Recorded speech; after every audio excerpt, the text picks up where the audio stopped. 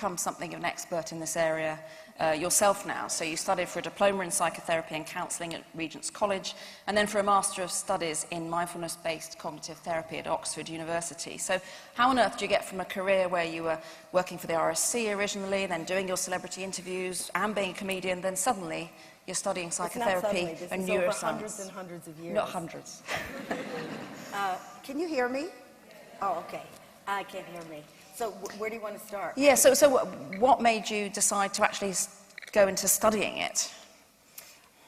Well, first of all, I never would have said I had depression, except I was outed by Comic Relief. I would have never mentioned it because, A, I would be afraid that I'd lose my job. Mm-hmm. And I even did a show once where I had to interview someone with depression, and I was in an institution, but I didn't want anybody to know, so my husband, somewhere here, he took me out of the institution, took me to the location. I interviewed the person with depression and then went back to the institution. That was for headroom.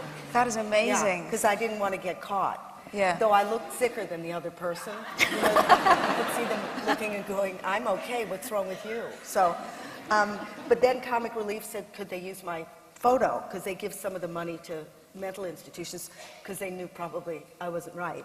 So I thought it was going to be a little poster, but it was this huge poster in tube stations that said, this woman has mental illness, can you help her? And so I thought, you know what I'm going to do? I'm going to write a show and make that look like it's my publicity poster. Clever. So then I wrote the show and I toured mental institutions for 2 years. And have there been any downsides of being so open about your depression? Well, I didn't have a choice.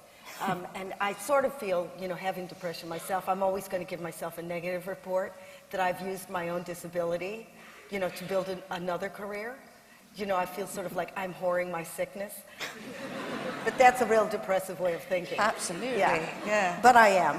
And I've toured, well, first of all, I toured a lot of mental institutions. And in my show, I say, if you can make a schizophrenic laugh, you're halfway to Broadway. And then now I came back from Melbourne yesterday, so if I start dribbling, it's the jet lag, not me.